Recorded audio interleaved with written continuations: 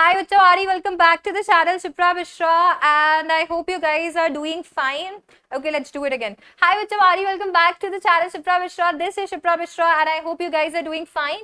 तो अभी मैं होप कर रही हूँ कि आपने नाउन वाला वीडियो ऑलरेडी देख लिया होगा जिसके अंदर बेसिक्स ऑफ नाउन मैंने कुछ समय के अंदर डिस्कस कर लिए थे ताकि आपको ज्यादा टाइम उसमें इन्वेस्ट नहीं करना पड़े।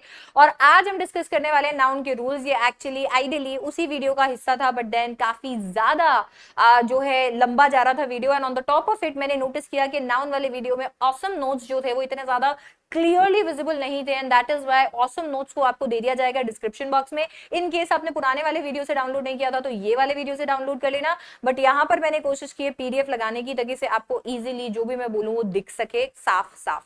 तो चलिए फिर इसी बात पे नाउन के रूल्स जो है शुरू करते हैं। सबसे पहला रूल जो यहाँ पर है वो कहता है अनकाउंटेबल नाउन जो होते हैं, अनकाउंटेबल नाउन्स ऐसे नाउन्स जिन्हें काउंट नहीं किया जा सकता, ऐसे नाउन्स को हम सिंगुलर फॉर्म में ही इस्तेमाल करते हैं। जैसे कि इंफॉर्मेशन। अब इंफॉर्मेशन जो होता है, इंफॉर्मेशन एक अनकाउंटेबल नाउन है। आप अगर ज्यादा इंफॉर्मेशन भी दे रहे हैं तो आप उसे इंफॉर्मेशंस नहीं बोल सकते हो, एस नहीं लगाया जाता। indefinite article is not used before them and information information का इस्तेमाल नहीं किया जाता। they are not used with plural verbs। जब इनका इस्तेमाल किया जाता है तो क्योंकि इन्हें सिंगुलर ट्रीट किया जाता है तो वर्ब जो इनके साथ यूज होते हैं वो भी क्या होते हैं, सिंगुलर होते हैं। मच या सम का इस्तेमाल किया जाता है मैनी की जगह पर अगर मुझे यहाँ पे प्लूरैलिटी दिखानी होती है। क्योंकि मैं यहाँ पे सिंगुलैरिटी और प्लूरैलिटी नहीं दिखा पाऊंगी अ या एन लगाकर, तो मेरे को अगर सिंगुलैरिटी दिखानी है तब तो वो है ही, पर अगर प्लूरैलिटी दिखानी है तो मैं मैनी का इस्तेमाल नहीं करूंगी क्योंकि ये अनकाउंटेबल है। इसके लिए इनके साथ में मच या सम का इस्तेमाल किया जाता है अगर मुझे यहाँ पे प्लूरैलिटी दिखानी हो। ऐसे ही कुछ इंपॉर्टेंट नाउन जिनमें हम गलतियां करते हैं वो हो सकते हैं advice, information, hair, luggage, business, work. Word हो सकता है in the sense of promise, message, discussion, mischief, bread, scenery, abuse etcetera. ये सारे के सारे ऐसे वर्ड्स हैं जो कि हम इस कैटेगरी में इस रूल के अंदर डाल सकते हैं। इसी रूल का दूसरा हिस्सा कहता है ना these nouns may be used to denote singularity as follows. अच्छा, अब प्लूरैलिटी दिखाने के लिए मेरे को मच और सम का इस्तेमाल करना है तो मैं सिंगुलैरिटी कैसे दिखाऊं? सिंगुलैरिटी दिखाने के लिए मेरे को क्या करना है? A piece, a word of advice, a word of abuse, an act of mischief, a piece of work, a piece और loaf of bread, an article of luggage.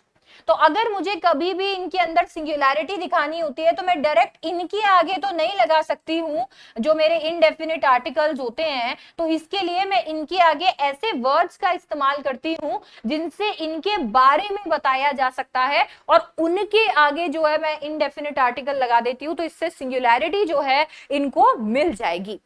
Now these nouns may be used to denote pluralities as follows। और अगर इन्हीं noun को, इन noun को अगर plurality दिखानी हो तो एक तो हम डिस्कस कर चुके, मच और सम का इस्तेमाल किया जा सकता है।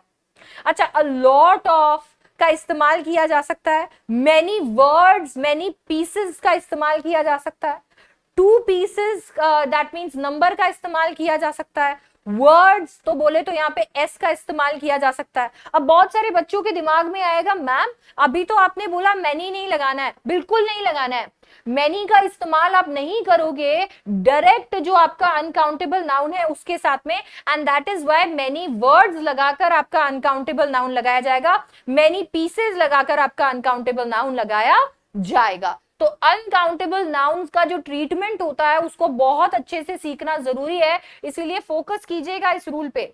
सेकंड रूल जो है वो आपका कहता है कि ऐसे कुछ कलेक्टिव नाउन्स होते हैं जिनको प्लूरल वर्ब्स के साथ में यूज किया जाता है। ऐसे कुछ कलेक्टिव नाउन्स होते हैं जिनका इस्तेमाल प्लूरल वर्ब्स के साथ किया जाता है, जैसे कि cattle.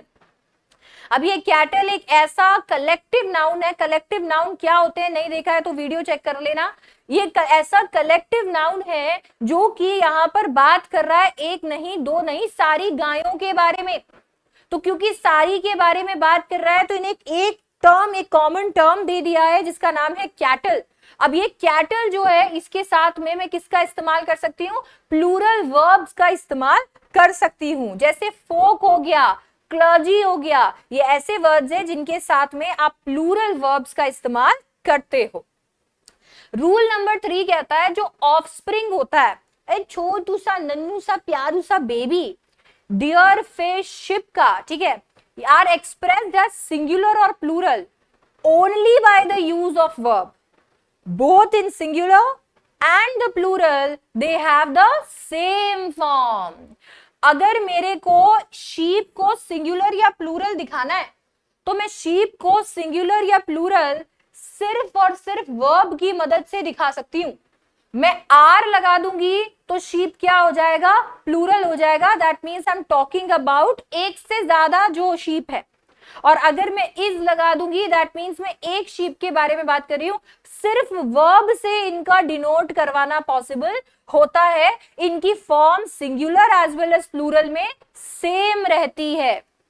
Next rule, some of the nouns, कुछ ऐसे नाउन्स होते हैं एंडिंग इन एस और ES are used with singular verb.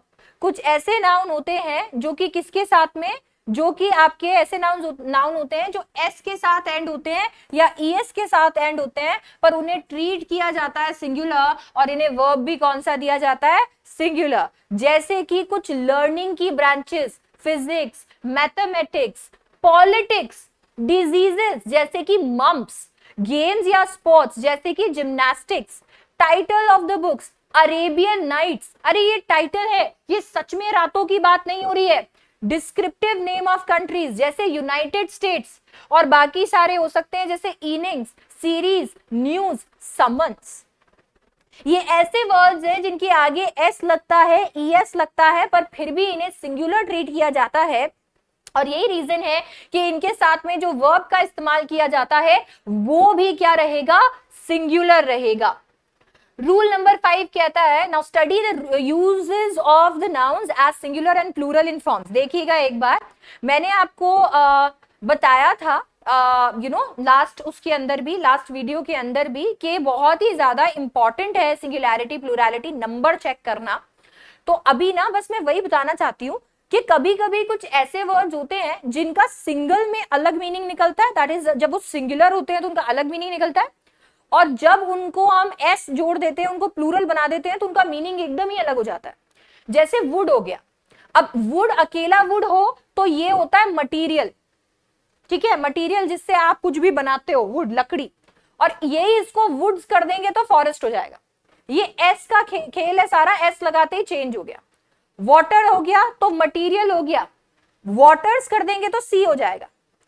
Acid है तो क्वालिटी हो गई, एसिड्स कर देंगे तो प्रॉपर्टी हो जाएगा। सैंड है तो मटेरियल, सैंड्स हो जाएगा तो लैंड हो जाएगा, और इसको रेगिस्तान भी मान सकते हैं। आयन ऐसे तो मटेरियल है, आयंस करेंगे तो हो गए चेन, शैकल्स। क्लॉथ मटेरियल है, क्लोथ्स करेंगे तो ड्रेसेस बन जाएंगी। अब्यूज मतलब इनडिसेंट वर्ड्स, अब्यूजेस का मतलब होता है मिसयूजेस, गलत यूज करना। वर्क का मतलब होता है लेबर, पर वर्क्स का मतलब होता है लिटरेरी राइटिंग, उसने ये किताब छापी, वो छापी। एयर वैसे तो एलिमेंट है, एयर्स का मतलब होता है बिहेवियर।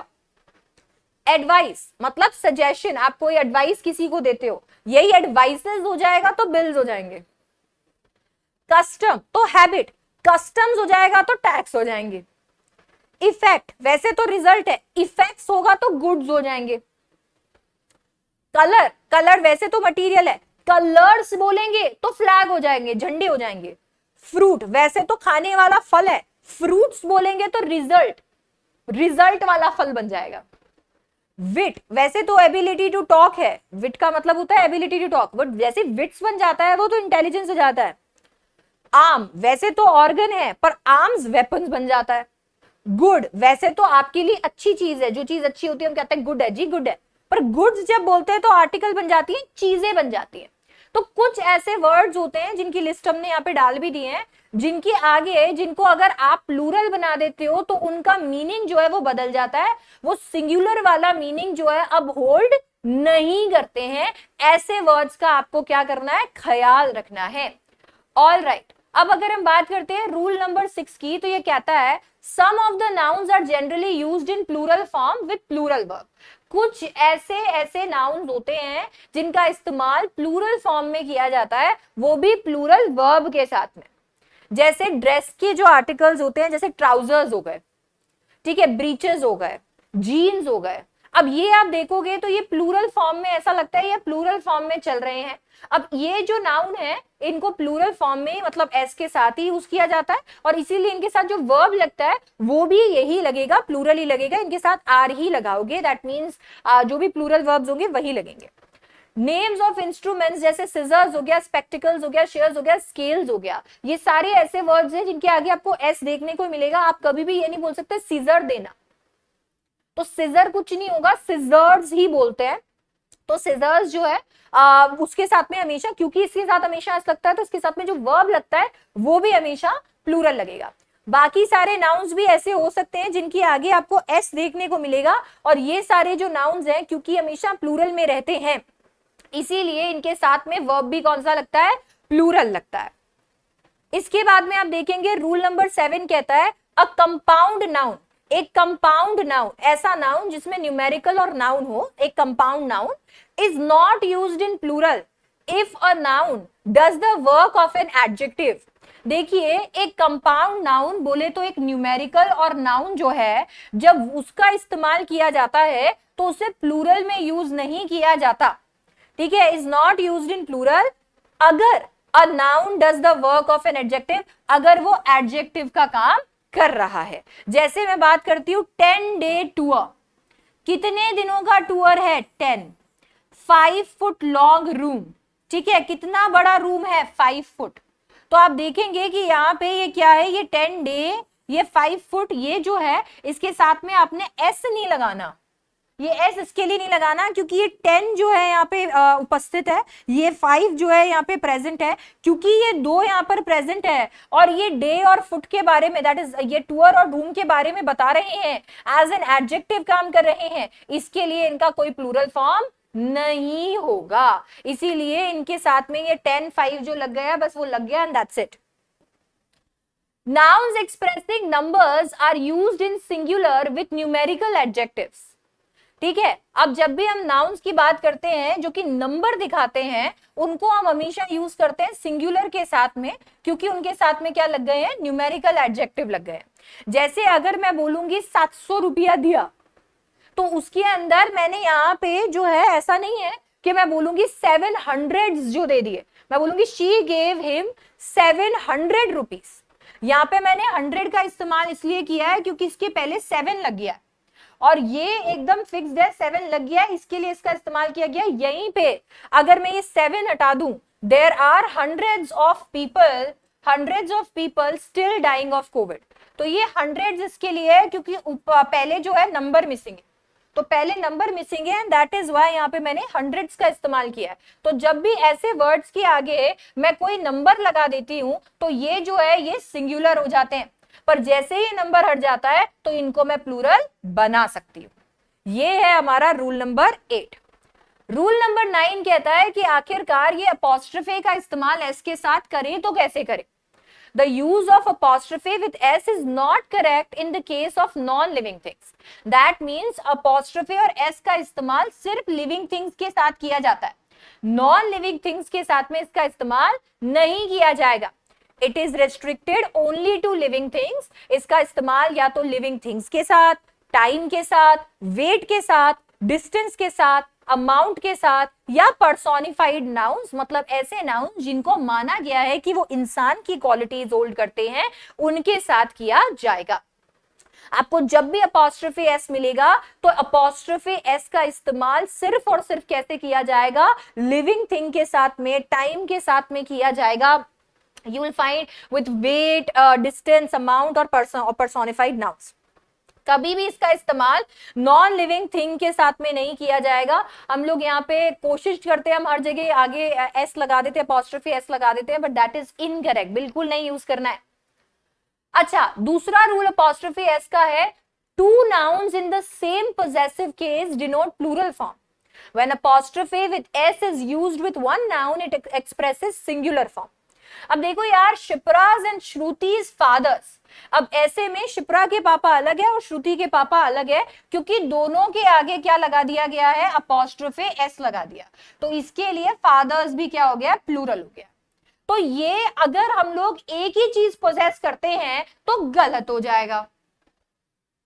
तो मेरे को कैसा बोलना चाहिए था, Shipra and Shruti is father, क्योंकि दोनों एक ही चीज पोजेस करते हैं, जान से भी प्यारी, तो एक ही चीज क्योंकि पोजेस करते हैं, तो इसके लिए एक ही के आगे जो लास्ट वाला होता है, दो में से जो लेटर वाला होता है, उसके आगे आप अपोस्ट्रोफी एस लगा दो तो ये करेक्ट हो जाएगा। अब ये ऊपर वाला एग्जाम्पल कोई गलत नहीं है, यहाँ पे बात है सेंस की, कि जब मैं किसी एक पोजेशन के बारे में बात करती हूं और वो दो नाउन पोजेस कर रहे हैं तो अपोस्ट्रोफी आखिरी वाले नाउन के साथ लगता है। जब दोनों नाउन अलग अलग चीजें पोजेस कर रहे हैं और उनका एक ही सेंटेंस में इस्तेमाल किया गया है, तब दोनों के आगे अपोस्ट्रोफी लगेगा, पर ऐसे केस में वो जिस चीज को पोजेस कर रहे हैं वो भी प्लूरल हो जाएगी। ऐसा आप एक घर में रह रहे हैं, तो एक घर के अंदर रह रहे हैं, तो ये घर किसका हुआ, आप सबका, तो जितने भी लोगों का नाम इस्तेमाल किया जाएगा उसमें आखिरी जो इंसान होगा उसके आगे अपोस्ट्रोफी लगाकर हाउस लिख दिया। अब यही अगर मैं सबका नाम के आगे अपोस्ट्रोफी एस लगाऊंगी तो वो हाउसेस हो जाएगा, क्योंकि ऐसे में मैं हर एक इंसान के घरों के बारे में बात कर रही हूं। With compound nouns apostrophe with S should be added only with the last word. जब कंपाउंड नाउन की इस्तेमाल किया जाता है तो अपोस्ट्रोफी लास्ट वर्ड के साथ में लगाया जाता है, जैसे मदर इन लॉ, ठीक है, तो मदर इन लॉ ये है आपका कंपाउंड नाउन, तीन तीन वर्ड आ गए ना इसमें, तो ये हो गया मदर इन लॉ।